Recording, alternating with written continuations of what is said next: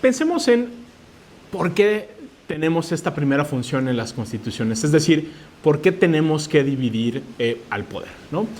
La respuesta es un tanto histórica, pero en realidad es bastante más práctica. Tradicionalmente, ¿no?, dentro del constitucionalismo se acepta que los estados y las instituciones cumplen con tres grandes funciones, ¿no?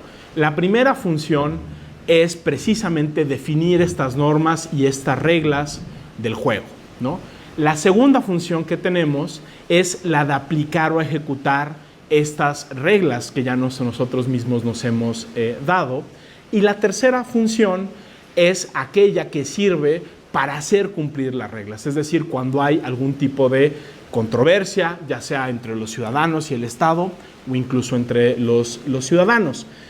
Históricamente, lo que hemos hecho de alguna manera es asignar a un órgano específico cada una de estas funciones. Entonces, si pensamos en la primera, por ejemplo, que es la función de crear estas normas o estas reglas del juego, bueno, pues típicamente veremos que esta función se le encarga de manera principal o preponderante al Poder Legislativo.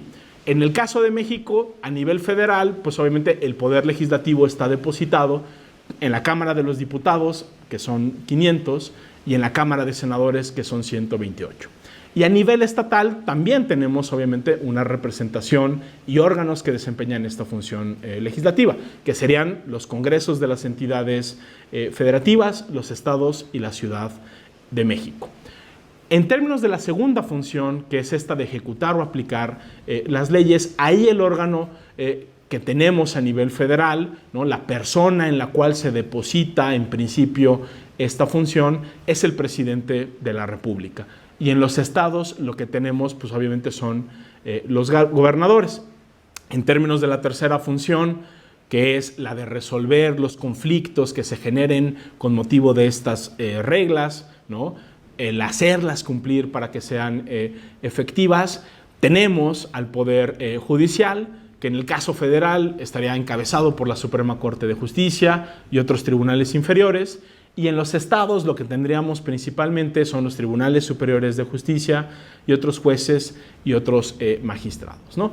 ¿Cuál es la lógica de tener diferentes funciones y de tener diferentes órganos que están realizando estas funciones? Pues bien, hay una lógica estrictamente de control del poder, ¿no? Bien se dice que el poder suele ser un incentivo para la corrupción, puede ser un incentivo para los abusos, y no hay nada peor que un poder que se concentra mucho, ¿no? Porque cuando el Estado, ¿no?, es muy poderoso, muchas veces lo que está en riesgo son nuestros derechos y nuestras libertades. Entonces, la lógica de tener órganos separados es precisamente dividir al poder para que no lo sea tan grande, ¿no? De manera adicional, ¿no?, el modelo que tenemos en México, y seguramente otros ponentes ya platicarán más con ustedes sobre ello, es un modelo de pesos y contrapesos. ¿Qué quiere decir un modelo de pesos y contrapesos?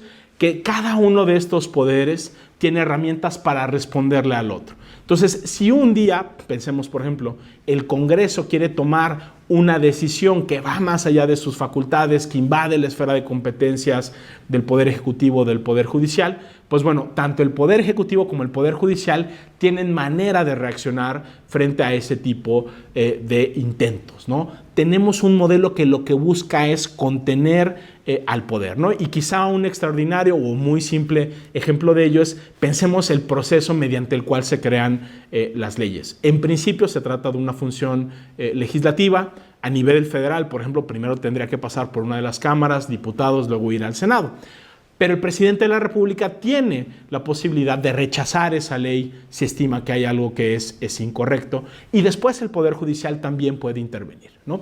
¿Cuál es la lógica en términos generales? ¿Cuál es la regla de oro de un modelo de separación de poderes como el que tenemos? Que por lo general para realizar cualquier cosa necesitas la intervención de dos o más órganos, ¿no? De nuevo, la lógica que está detrás de este modelo constitucional de separación de poderes y de pesos y contrapesos es precisamente que los órganos y las instituciones cumplan con su función, que no se extralimiten y que no terminen invadiendo nuestra esfera de derechos.